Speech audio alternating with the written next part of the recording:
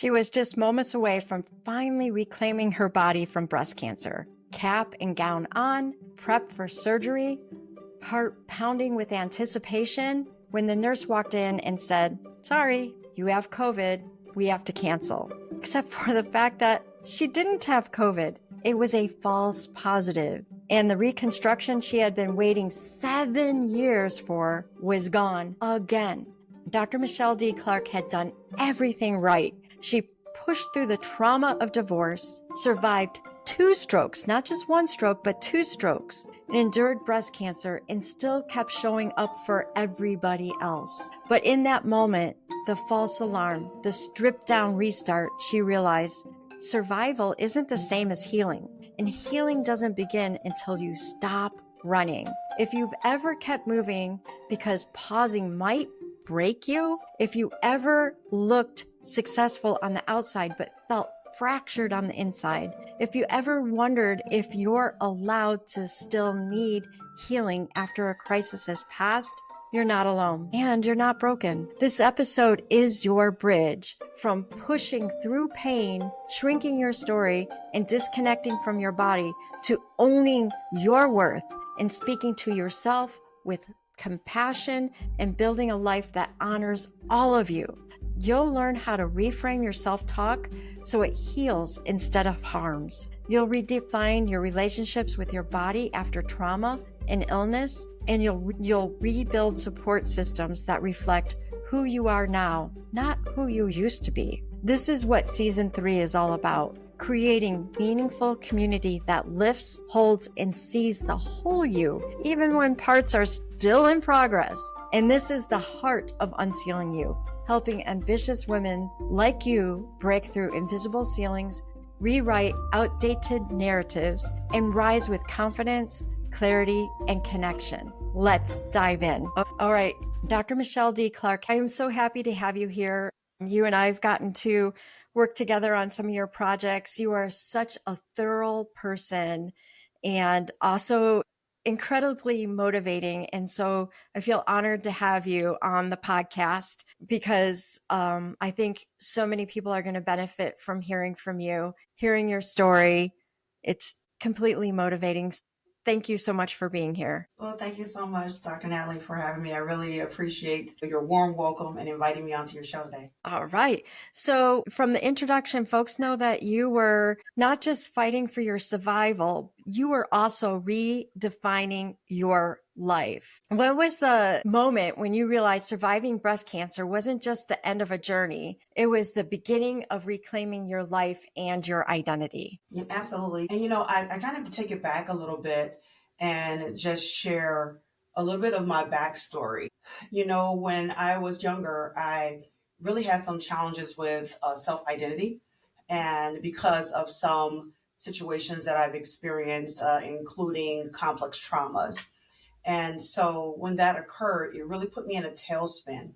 And thereafter, when I experienced breast cancer, it came after having 2 strokes. So after having the 2 strokes and then recovering from that, and prior to the 2 strokes happened 6 weeks after a divorce finalized. And that divorce was very tumultuous, and the proceedings itself was very challenging as well. And so with all of these complex traumas in my history, the divorce, the 2 strokes, the breast cancer, it was just a lot. It was a whole lot. And when that happened, it was like, okay, there was a defining moment, because when I had the breast cancer, I actually was kind of running from the diagnosis, if you will. I didn't want to be known as that girl who had breast cancer. I'm a high achiever, mover, shaker, and I didn't want that to be a part of my story. I didn't want the oh my goodness, I didn't want the pity, I didn't want any of that. But what I realized is there was one particular moment that shifted everything, including me, off of my axis. And I know in that moment, and I actually want to share with you what that moment was. So I was going through a breast reconstruction, and I shouldn't say it was a series of reconstructions. And it took me a long time to even start the reconstruction process because of the history of strokes. So that's why it's important for me to kind of set that part up. And so when I was told I could finally reconstruct, which was approximately 3 years after I had the mastectomy and the radiation therapy, had to recover from that, then I actually had a mini stroke. So I Oh, had to wait. Yeah, I know, right? Then I had a mini stroke, and so I had to wait a little bit longer, and then I was cleared for surgery. Started surgery. Now let's give you a time frame. 2019. My expander started to leak. So, and that was in January 2020. I advocated for me to have a surgery because they wanted me to do it in April, and I said no. I don't want a leaky expander in me this long. They got me in March of 2020. They took out the expander. They put a placeholder implant in, and then I did not have the other side augmented yet. The very next week, COVID shut everything down, everything down. So then I had to pause, another pause, 3 years of a pause. So it was 3 years from the mastectomy to start the surgery. Then it was 3 more years afterwards because of COVID. March 23rd, 2023, ready to go. I'm like, oh, that's an awesome date. They're wheeling me. They're about to wheel me to the back. They did all marked up my body, had my cap and gown on. I call it cap and gown because I'm going to graduate to the other side of surgery. I'm like excited. And then she says, you know what? Because you're staying overnight, this is the nurse, we're going to do a COVID test and then we'll wheel you to the back. We'll get started. I said, okay, great. The nurse came out. She had this look on her face. And I was like, oh, no, no, no, no, no, no, no, no, no. And she was like, I'm so sorry, Michelle, you have to put your clothes back on.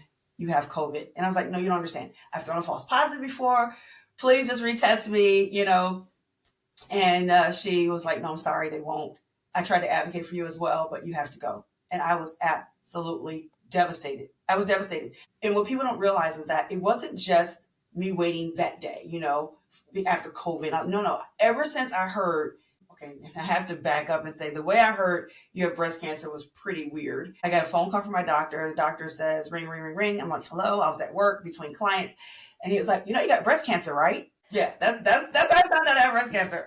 And so from that moment of me hearing, you got breast cancer, right, to going through the testing, knowing I had to have a mastectomy, having one of my girls removed, and already feeling a little weird about my body image as it was because of some of the complex traumas I experienced in the past. So ever since that moment, so we're talking 7 years in the making, that I was waiting for this particular surgery to quote unquote put Humpty Dumpty back together again. And I sometimes called it that. You know how sometimes you laugh to keep from crying? So I would say things like that. I felt like an unfinished science project, or Humpty Dumpty will get put back together again. But I was really hurting behind those words. The pain was so immense. And when they told me I had to leave, I didn't feel like I was just leaving from that surgery. I felt like I was leaving from something that I had been waiting for 7 years to put me back together again. Right. So I was absolutely distraught.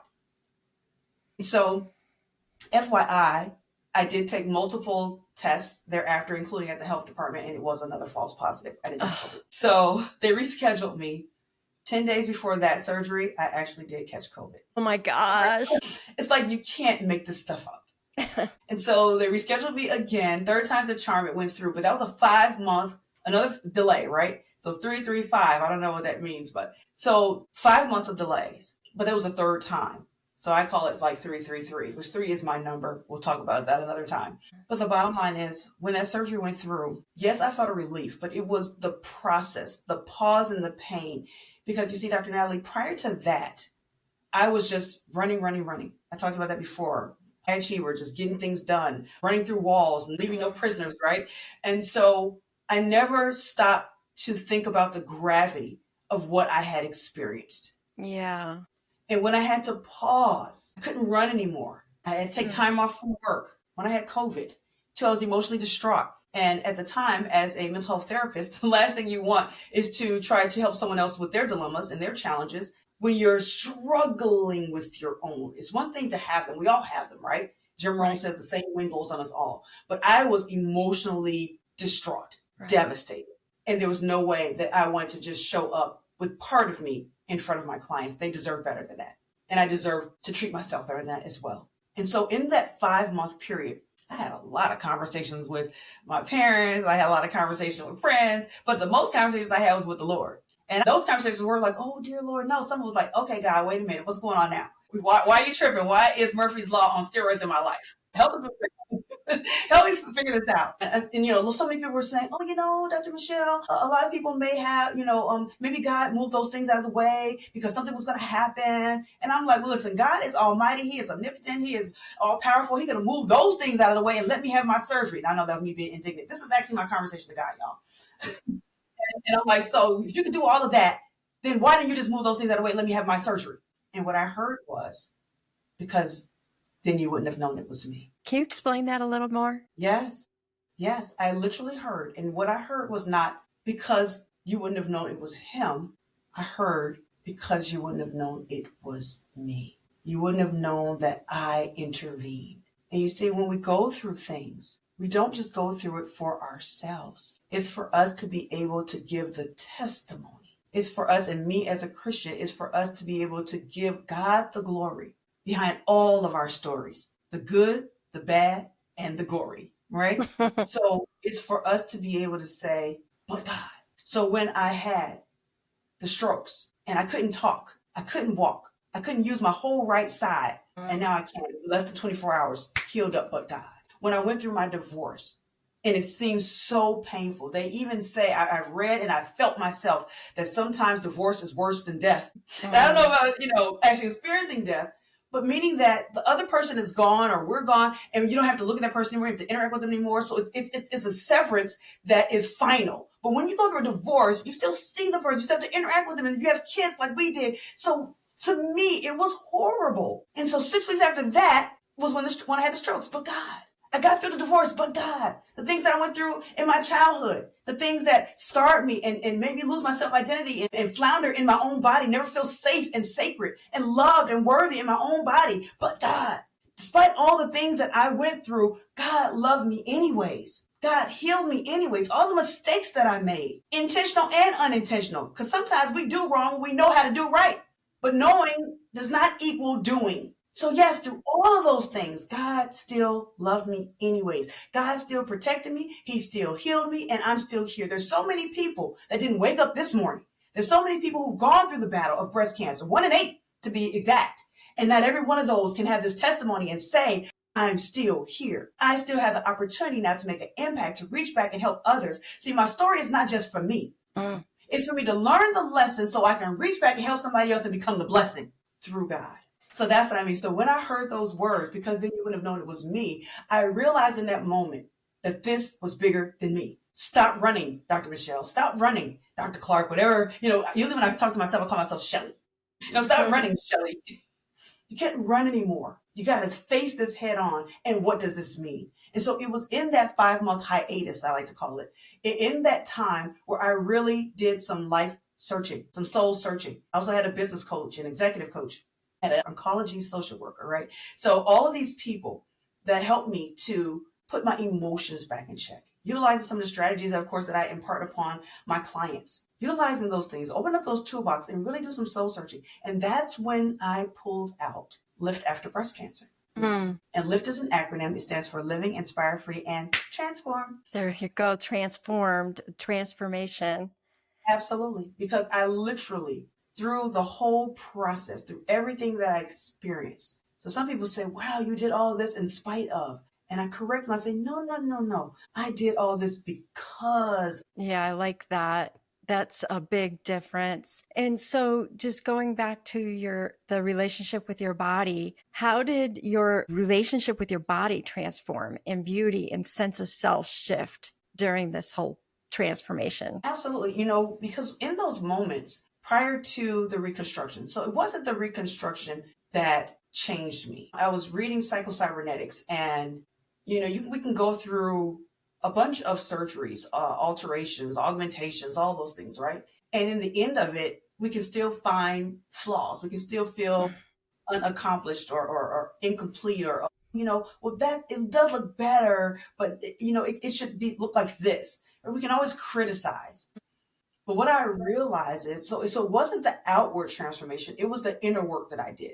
It was the soul searching. What does this mean? Being able to utilize what happened to me and realize that it happened for me and begin to see the light in that. And since I was in that, then that meant I was the light. People may disagree with that. But each and every one of us, we are the light. So many people were searching for the light. We're searching for the way. And we don't understand that we are the light. We are the way because we're created in his image. And if God is the light, the truth, the light, and the way, then we are as well. So going back to this, where I found this oneness with my body. And let me say this, it's still a journey, y'all. There's sometimes I wake up in the morning, I'm like, ooh, child, let me throw some foundation on, or let me, let me spruce myself up. I'm looking like, Night of Living Dead.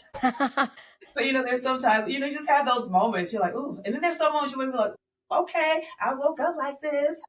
And, feel absolutely radiant. And the only difference, y'all, is because it's the same us outwardly. The only difference is our perspective, how we see ourselves, how we see the shine in ourselves. And so what I realized during the whole process, from back when I experienced those complex traumas to life-threatening critical illnesses, all of these life experiences. Okay, can I take a quick detour? Because I got to share this, because I got to tell you guys something that happened that really shifted me off my axis, and not in a good way. So when I was a teenager, at my very first job, I worked at a arcade. And I don't know if you guys remember back in the day, I believe it was Laffy Taffies, or one of those, you open them up and they had like little riddles on the inside. And so one of my coworkers opened up one of the riddles and he posted it behind the counter, because I worked at the redemption counter. And so I went over and read it, and it said, what has hands, a face, but no body? Now, you may know the answer. The answer is clock,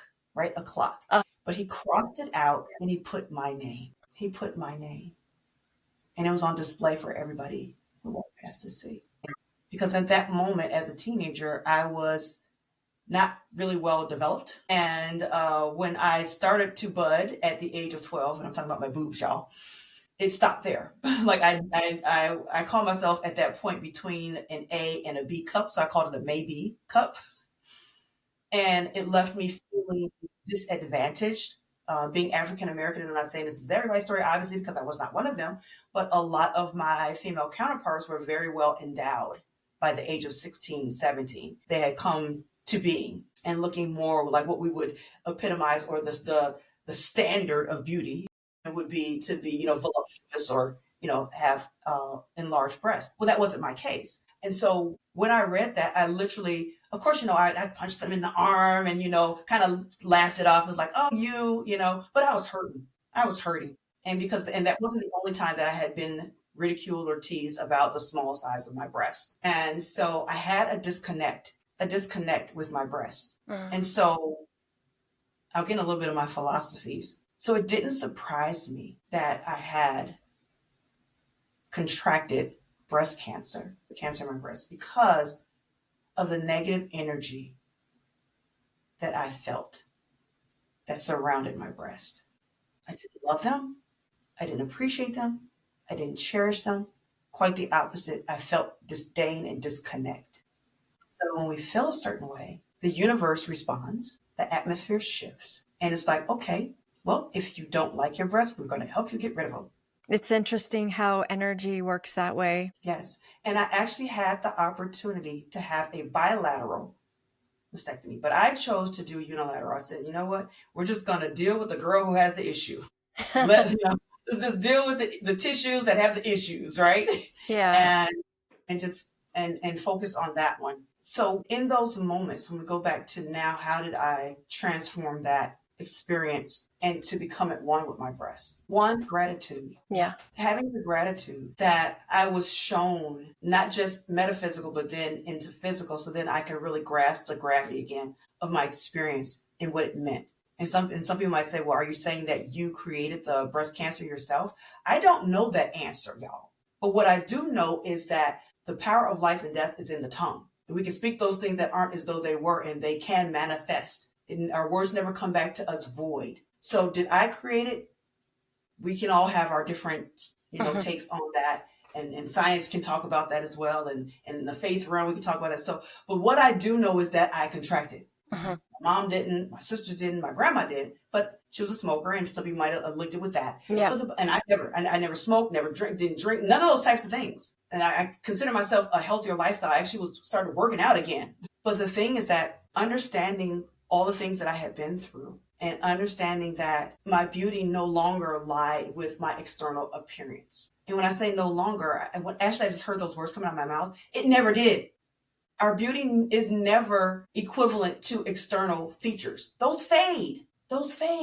It's what we're doing on the inside. It's what we're doing to impact and empower others. That's where our grace, our beauty, our strength lies. And so my relevance isn't because of my external appearance. That can shift at any given moment. It can shift with a car accident. It can shift with abnormality. Each and every one of us are born unique with unique traits. Even if we have an identical twin, you're not identical. So each and every one of us has our own blueprint. And each and every one of us has a beauty. And so becoming at one with my exterior started when I became at one with my interior. You, So once I learned that it was who I am on the inside, the impact that I'm making with others, how I'm empowering myself, how I'm loving myself, that's what makes me beautiful. That resilience, that ability to bounce back, to be able to get up and come back from a setback, that's beauty. Being able to empathize with someone else when they're going through their battles,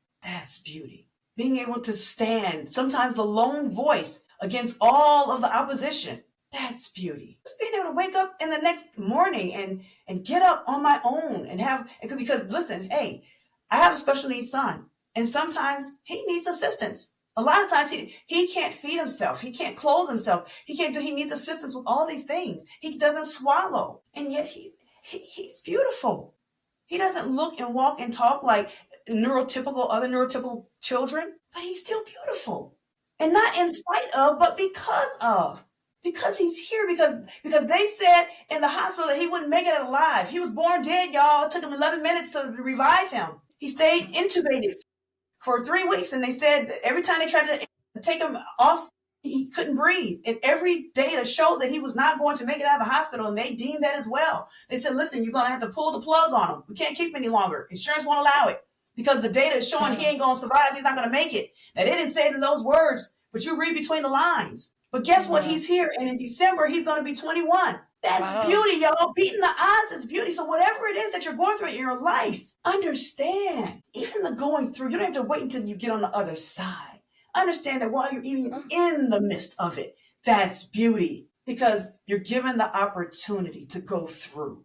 And don't stop. Just keep going. If you're in a storm, don't stop in the middle of the storm. Keep going. Get through it.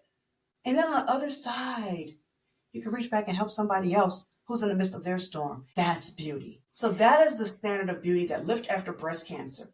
That's why I started Lift After Breast Cancer. To change, to shift the axis of the standard of beauty. Change that standard. To not this fading, fleeting, transient, external, and for the most time, unattainable. Because a lot of stuff we see out there, this cookie cutter child, they weren't born with that.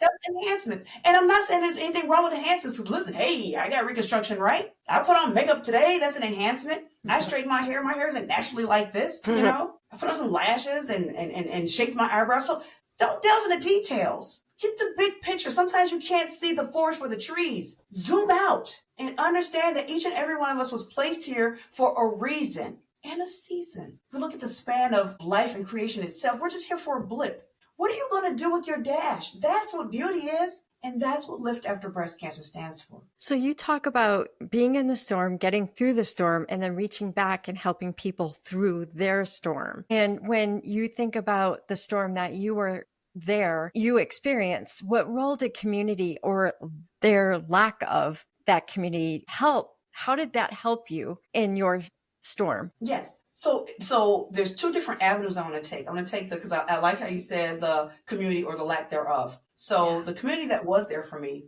of course, my family.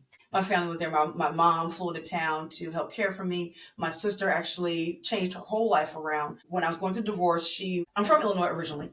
And so my sister moved to Michigan to be with me when I was going through my divorce because I moved to Michigan after going to a grad school. I went to grad school, U of M. That's what brought me to Michigan. So I was the only person here in Michigan, my immediate family. And so she moved here to help me when I was going through my divorce because I was struggling. I was struggling to work. I didn't have any support in that realm. So she flew to help me.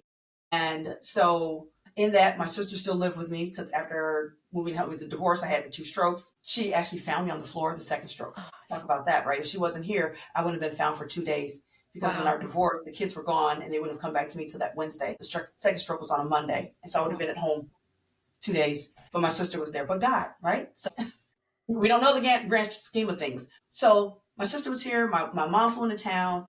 My daughter, even though she was, young, she was like 6 or 7. around that age, or 7 or 8. But she still was my support. My church family was my support. I had a church home. I had an oncology social worker, my medical team. So I had those supports. I didn't know anyone who had cancer at the time. And so a friend of mine, he was a police officer, retired, and he had a friend who had just gone through her procedures. She had a bilateral mastectomy, and she went through reconstruction, and she came by, she gave me her pillow, she showed me her boobs. I know that is something we do, right? Literally, it's like totally disrobe, like my empty spot where a breast was, or oh, look at my reconstruct. It's like no holds bars, right? And that is so liberating, y'all. So that was my community, and so it was so empowering to meet her and be able to speak with her, and it just felt alive, right? And like, oh my God, somebody's going through what I'm about to go through, and so being able to see that, it just provided another glimmer of hope, right? And so when I got finished with active treatment, rang the bell, excited about all of that, going through my reconstruction, I started to, and it took, again, all these years, right? I said, you know what? I'm ready to embrace my story. I'm a survivor, right? I'm like, okay, let's go. I'm ready to get it. I'm ready to become part of the community. And so I started going to a group. And what I realized when I was in this group, I was looking around at everybody around me, and I was like, everybody is, I call it seasoned instead of senior age. Everybody was seasoned, right? So they were like, 60 and up. And they were empty nesters. They'd already retired out of their career. They reached their pinnacle in their career and retired or whatever. And they were living their life and had grown kids. And I was like, wait a minute now. So nobody in this group is still working. Nobody is a CEO or an exec or a professional or even a line worker. Nobody's working anymore. And your kids are. So I'm like, wait a minute now. And so almost every group I was experiencing was like that. Mm-hmm. And I'm like, okay. And so then I said, well, I want to start going to retreats. So maybe I'll go to retreat and I'll get a chance to, see some of the survivors who look more like me. Well, when I started researching, and I was like, okay, so this is around my age group. But wait a minute, you only have to be 1 year out from active treatment? Well, I'm way past that because my experience took way longer than just 1 year. So you had only 3 years, only 5 years. So wait a minute. Okay, so what I realized in that moment was that I went through all of this trouble, all of these problems, all these issues with breast cancer, and now I'm not invited to play in the reindeer games, the fun side of breast cancer. What is this? If there's going to be a fun side, it's being able to collaborate and retreat and have fun. And I said, wait a minute, so I'm locked out of this exclusive country club that I didn't want to be a part of in the first place? And so with that, it was like, okay, so it went from me, I had a community, but I felt there was a void. So I'm like, okay, so now if you can't see it, then you have to be it. So this is what we're going to do with Lift After Breast Cancer. So we're going to have it where it doesn't matter where you are in your journey. You can come and have fun with us. So you can be 1 year past. So let me say this though. So for Lift After Breast Cancer, what we answer the question of is what's next, right? So after active treatment, then what's next? Because that's where I found the void. So there was a lot of services, as far as, I don't want to say prevention because you can't really prevent it, but to reduce risks, right? So risk reduction. There's a lot of services and programs for that. There's a lot of services and programs for when you're going through treatment, including helping if you experience financial toxicity, all those sorts of things. If you need, counseling, therapy, whatever, all of those things. But then when you're done and you ring the bell and you're done with active treatment and they're like, okay, deuces, have a good life. Whoa, wait a minute. I still have some issues. I still have some scars that goes beyond the physical scars. I still need some supports. I still need some help. Uh-huh. And I found that a lot of those services waned. There wasn't a lot of that. And so again, Lift After Breast Cancer answers the question of what's next. And with that, we've curated brunches, absolutely phenomenal. Last year was our first brunch. So the brunch came about. It's our Celebration Elevation Transformation Brunch. So CET, our Lift ABC CET, right? Lift After Breast Cancer, Celebration Elevation Transformation Brunch, because it was 1 year after I experienced that devastation. So 1 year after the devastating surgery, I call it the snatch surgery. Uh-huh. So after that snatch surgery, 1 year after that, God placed it on my heart to do a brunch to transform that devastation into celebration and radiate outwards. So we had our first annual brunch last year. We had our second annual brunch this year. And let me tell you something, it sold out. It sold out. And we had double the amount of survivors this year than we did last year. Wow. And the brunch is for survivors and supporters, because I don't want to lock out our supporters, because I don't know what I would do when we talk about community. I don't know what I would have done without the folks who stood by me, who were there for me when I was flailing, when I had a hard time getting out of bed, not just physically, but also emotionally, when I just didn't know whether I was coming or going. I didn't know my face from the hole in the wall. All those folks who surrounded me with love, we can't lock them out too, right? Yeah. We have to include them. So it's for survivors and supporters. And so we have different programming that supports that. We have coaching. We also we're in the process right now of curating our inaugural retreat. And this, y'all, again, you don't have to just be 1 year or 3 years or 5. Listen, if you are a survivor, we had someone, I believe, I don't know if she was the furthest into her healing, Ned, we call it, Ned, I mean, no evidence of disease. But I believe she was 24 years out. Oh, wow. I'm about 10. When I heard you have breast cancer, and then I heard those words, that was 2015, September. Okay. And unfortunately, it was on my older sister's birthday, not the younger sister who came live with me. It was, and here's a fun fact. When I went for a second opinion, and I got the confirmation, my second opinion, on my younger sister's birthday. So I pray that those 2 dates are the only links that they will have with breast cancer. Yeah. I pray. So, but to get back to the community, how important it is. So it's important to have community because, again, you need to be with someone that, like, I'll be on another podcast, and we did like a pre-interview, and it was so funny because when I said I was a breast cancer survivor, she was like, me too, and she's like, I don't get a chance to talk about it. It's like a sisterhood just automatically bonds us. I was on a phone call with a customer service rep, and I shared that I had breast cancer. Because listen, I try to share my testimony anywhere and everywhere I can. And she was like, me too. And we had a whole conversation. She was a sales call, and we got all off the sales call. And she says, I'm sorry, we'll get back to the call. But we really got a chance to bond in those moments. And she says, I never really feel, even when I have heard other people share they had breast cancer, I never really felt compelled to share my story too. I just stuck to the sales script. But for you, for some reason, I felt compelled. And all I can say is, but God, y'all, but God. Because I don't feel that I'm any more or less special than anyone else. I just know that there are God moments. Yeah. There are God moments that you can't explain. And so once you know that somebody has breast cancer, even though our journey was different, but each of us started our journey with those words, it's an automatic sisterhood. Automatic sisterhood. And so being able to be around other women who've heard those words, there's like this unspoken thing now that we have that automatically connects us. And so curating these types of communities. So even if, let's say you might say, well, Lift After Breast Cancer isn't my cup of tea. You guys are having too much fun. Cancer shouldn't be so fun. It should be serious. Whatever the case may be. And yes, there are serious sides as well. There's times where I get the phone call from someone. As a matter of fact, I did a prayer for someone yesterday and reached out to them, text message, because they reached out to me a week ago and said that the breast cancer didn't return, but they had a different cancer. And they were going to surgery yesterday. And then sometimes we hear those phone calls, or I get those calls where someone did have a recurrence, or someone who may have metastasized a breast cancer who is saying, I'm not feeling up today. I just need to reach out to somebody. So yes, there are serious sides of breast cancer, but that doesn't have to be all that it is. So my point being is that if Lift After Breast Cancer isn't your cup of tea, that's okay. But just find your community somewhere, because it's important to not be in a silo. It's important to not just be on an island by yourself and going through things by yourself. You don't have to. It is a choice. You can choose to. If that's what you want to do, that's okay.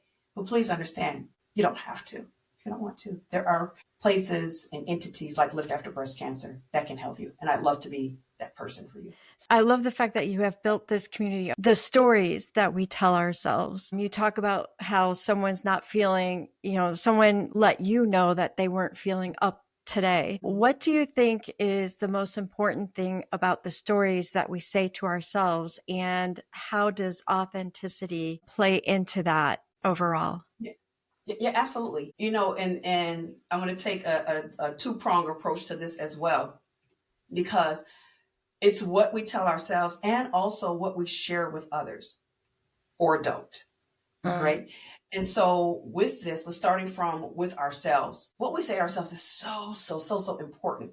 We have self-talk, and we have those automatic thoughts. And some of those thoughts, and actually, I've done some research on that, and up to 80% of the thoughts that we have are negative. And 80% of those thoughts, 75 to 80% of those thoughts are recurrent. So we're this negative feedback loop of things that we say to ourselves. It's so funny. Just a quick detour. I had gotten a book in the mail. My daughter was here. And when the book came in, I was like, oh, great. I'll get a chance to read this book. And just that quickly, the negative automatic thought said, oh, yeah, another book that you're probably not going to read. And I'm like, oh, where did that come from? What do you mean? Because yes, I do buy a lot of books and I don't get a chance to read all of them. And just that quickly, the thought was like, oh yeah, you bought another book you're not going to read. And it's like, yeah, but I will. What do you mean? I'm in the process of reading a book right now. But it's just like that. So just that quickly, I may go into, to put some clothes on, and it's like, and it doesn't fit the same. Maybe I ate a little too much last night. And it's just like, oh wow, those jeans aren't fitting good. And it's like, well, wait a minute, I still look good even with my muffin top. So we have to reshift and refocus and reframe these negative thoughts that come into our minds, because it's going to happen. You can't stop them.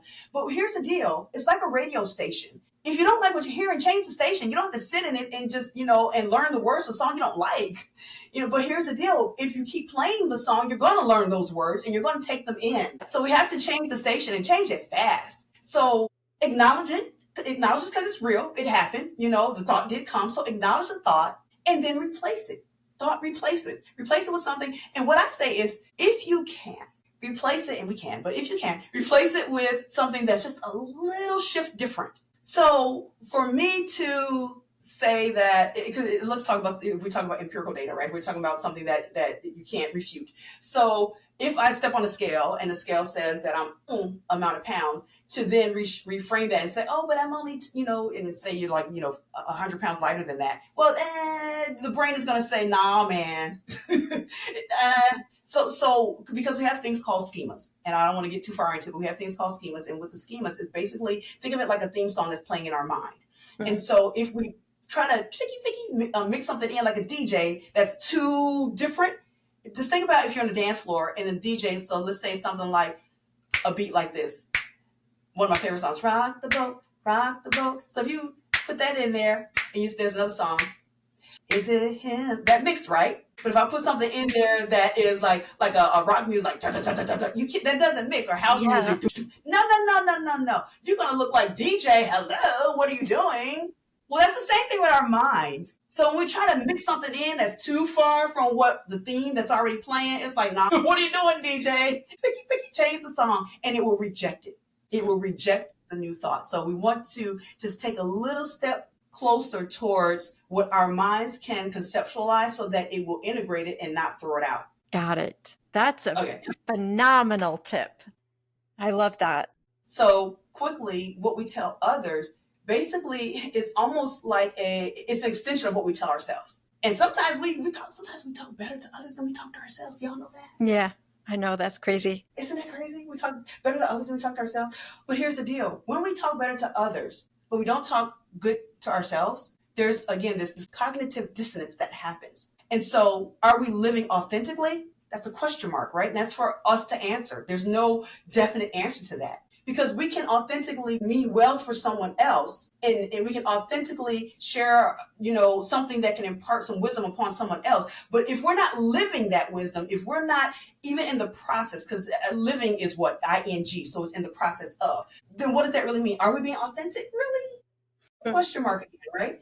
So the goal is to get as close to our truth in every moment as we can. I hope y'all heard that. In every moment was the key word. So to live as close to our truth, whatever we deem it to be, as close as we can in every moment. Every moment is different. So when we share our stories with someone else, share as close to the truth as we can, as we feel comfortable with sharing. Sometimes that doesn't mean verbally vomiting over somebody. Some people say, oh, being authentic is me just telling everything. No, it doesn't mean that. But it does mean sharing the parts that you feel comfortable with sharing, and sharing it in its richness and its truth. And that is how we then can empower others. And that's another thing that we help women to do with Lift After Breast Cancer, is to be able to Share your authentic story. I love it. So tell us one more time, how do women find Lift and find you? Yes. So I reside on the social medias, right? Those basically the most one I reside on is LinkedIn and Facebook. But if you really want to know, you can just go to my website. Go to www.micheledclark.com, and again, that's MicheledClark.com. One L of Michelle, you don't need two when one does the same. So you can go ahead and check out my website. And when you check out my website, pause when it comes up, because it's going to be a pop-up. We are dropping we've dropped a newsletter, right? So we dropped a newsletter. So, and it's FREE, free, right? So a free newsletter, how you can really get the inside scoop as well of how you can, learn more about me. So I'd also like to do is we have our third annual brunch that's coming up. It's coming up in 2026, right? So we do have that coming up. But what I'd like to do is, if you shoot me a text message, and the text number is 586-685-7474. I would love to gift you with a complimentary virtual ticket. To our brunch. I'd love for you to experience that. Put in there, let's see, I want us to do a keyword. And what should we have our keyword for this one? Because we've been having so much fun today. How about if we do unsealing? So text your name, your email, and the keyword unsealing to 586-685-7474. And we will gift you with a complimentary virtual ticket to our third annual Lift After Breast Cancer brunch. Excellent. And I know you always have speakers that are on fire. Amazing people. So thank you so much for being on UnCeiling You today. I really appreciate your wisdom, your passion, everything that you've been through, the fact that you've really got introspective and grabbed on to the fact that God loves your light and recognizing the light that you have in you. Thank you. Thank you again so much for having me on UnCeiling You. I appreciate you. Dr. Michele D. Clark went from white knuckling her way through survival, navigating 2 strokes and a traumatic divorce and breast cancer, to reclaiming her healing, honoring her voice, and building a community for women who've also been told their story should end at survival. Shifted her inner dialogue to speak with compassion instead of criticism. She redefined beauty from something that you chase to something that you embody. And she built the very kind of community she once couldn't find, where thriving after trauma isn't just allowed, it's celebrated. This is what season 3 is here to show you. That healing doesn't happen in isolation. It happens when you surround yourself with people who get it, who see your strength and your softness, your light, and your questions. This is what UnCeiling You is all about. Helping you own your ambition, honor your humanity, and rise on your terms. If you're ready to go deeper, not just in your thinking, but in your becoming, join us inside the UnCeiling Zone. It's where you ask better questions, have braver conversations, and grow together. Head to unceilingzone.com. That's UnCeiling zone.com to join us. Until next time, keep rising. The ripple has started.